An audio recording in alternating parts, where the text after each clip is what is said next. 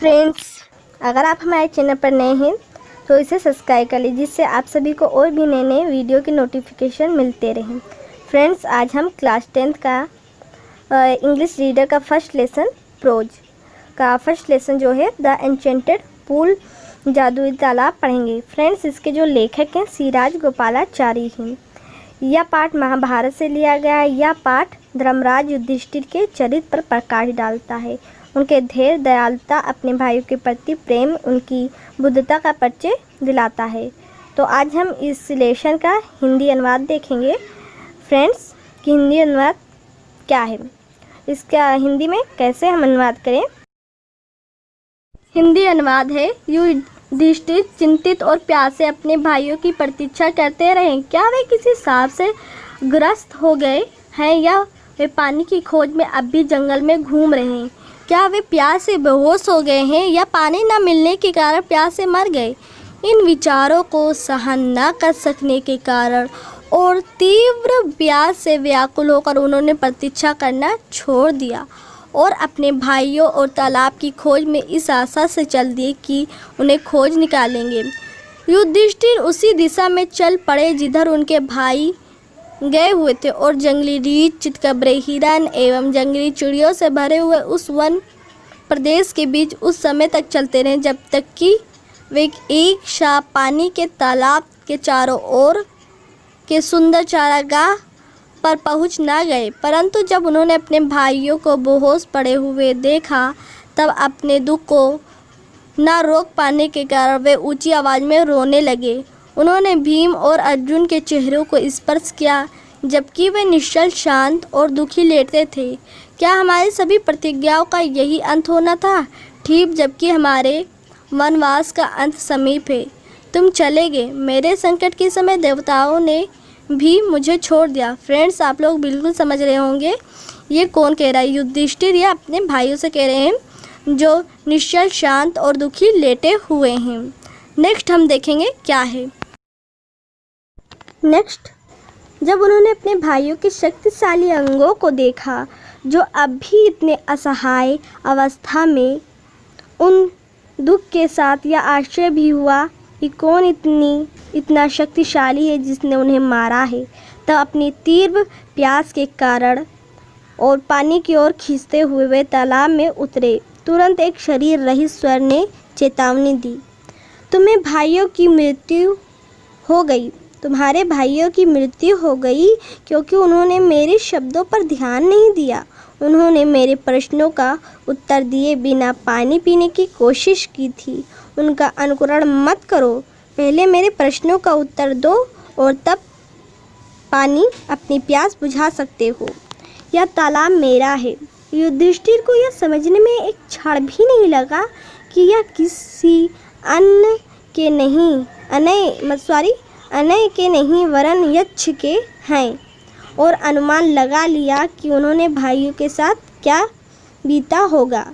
उनको पुनः जीवित करने का संभव उपाय सोचने में भी उन्हें देर नहीं लगी। उन्होंने शरीर रहित स्वर से कहा, कृपया अपने प्रश्नों को पूछिए। उन्होंने पूछना स्टार्ट किया। उस आवाज़ ने एक के बाद एक प्रश्न शीघ्रता से किया। मनुष्य की संकट में कौन रक्षा करता है? साहस।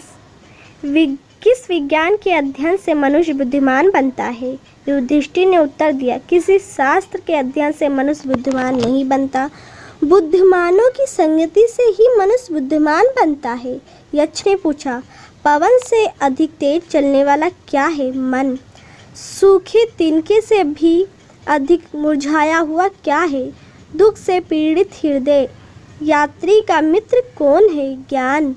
जो व्यक्ति घर पर रहता है उसका मित्र कौन? पत्नी। किसने कहा? युधिष्ठिर ने कहा। आप लोग समझ रहे होंगे बिल्कुल।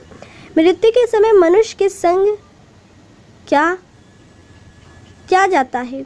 धर्म।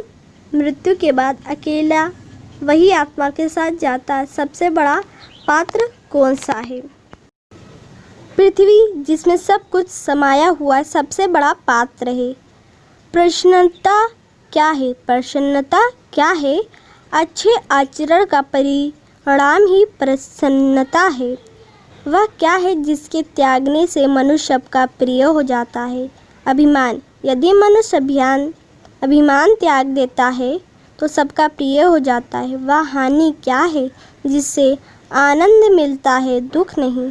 क्रोध, यदि हम क्रोध छोड़ दें तो हम कभी भी दुख के अधीन नहीं होंगे। वह क्या है जिसके परित्याग से मनुष्य धनवान बन जाता है? यदि मनुष्य लालच त्याग दे तो वह धनवान बन जाता है। किसी बात से मनुष्य असली ब्राह्मण बनता है? उन्होंने उत्तर दिया, जन्म से अच्छे आचरण या ज्ञान से। निर्णायक उत्तर दो। जन्म या ज्ञान से कोई ब्राह्मण नहीं बनता, अच्छा आचरण ही उसे ऐसा बनाता है। कोई व्यक्ति चाहे जितना अच्छा हो, बुरी आदतों का परित्याग के बिना वह ब्राह्मण नहीं बन सकता। चाहे वह चारों वेदों का ज्ञाता हो, बुरे आदतों वाला व्यक्ति नीची श्रेणी में आता है। नेक्स्ट है, संसार में सबसे बड़ा आश्चर्य क्या है? प्रतिदिन मानव प्राणियों को हम लोग जाते हुए देखते हैं, फिर भी जो रह जाते हैं वे सदैव जीवित रहना चाहते हैं। वास्तव में यही सबसे बड़ा आश्चर्य है। इस प्रकार यक्ष ने अनेक प्रश्न किए और युधिष्ठिर ने उन सभी प्रश्नों का उत्तर दिया। अंत में यक्ष ने कहा, हे राजन, तुम्हारे मरे हुए भाइयों में से एक को अब जीवित किया जा सकता है। तुम किसको पुनः जीवित करना चाहते हो? यह सोचने में युधिष्ठिर को केवल एक क्षण लगा और उन्होंने इच्छा प्रकट की। मेघवर्ण कमल नयन, चौड़े सीने वाला और लंबी भुजा वाला नकुल जीवित हो उठे, जो कि गिरे हुए आबनूस के वृक्ष के समान पड़ा है। यक्ष इस पर प्रसन्न हो गया और उसने युधिष्ठिर से पूछा, तुमने नकुल को भीम की अपेक्षा क्यों पसंद किया, जिसमें 16,000 हाथियों का बल है? मैंने सुना है कि तुमको भीम ही सबसे अधिक प्रिय है, और अर्जुन को क्यों नहीं चुना, जिसके शस्त्रों की शक्ति तुम्हारी सुरक्षा है? मुझे बताओ, तुमने इन दोनों की अपेक्षा नकुल को क्यों चुना? युधिष्ठिर ने उत्तर दिया, हे यक्ष, धर्म ही मनुष्य की ढाल है, भीम या अर्जुन नहीं। यदि धर्म के त्याग दिया तो मनुष्य नष्ट हो जाएगा। कुंती और माद्री मेरे पिता की 2 पत्नियां थी। कुंती का एक पुत्र मैं जीवित हूँ और इस प्रकार से वह पूर्णतः शोकाकुल नहीं है। न्याय तुला बराबर है, इसलिए मैं चाहता हूँ कि माद्री का पुत्र नकुल जीवित हो जाए। यक्ष युधिष्ठिर की निष्पक्षता से अत्यंत प्रसन्न हुआ और उसने यह वरदान दिया कि उसने सब भाई जीवित हो उठे।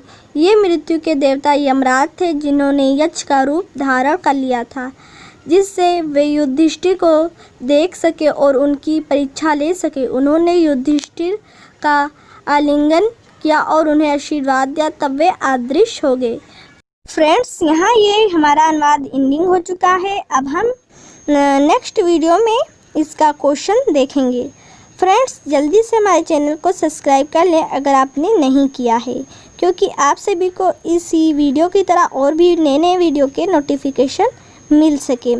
फ्रेंड्स, अगर आप को हमारा यह वीडियो पसंद आया तो लाइक करना ना भूलें।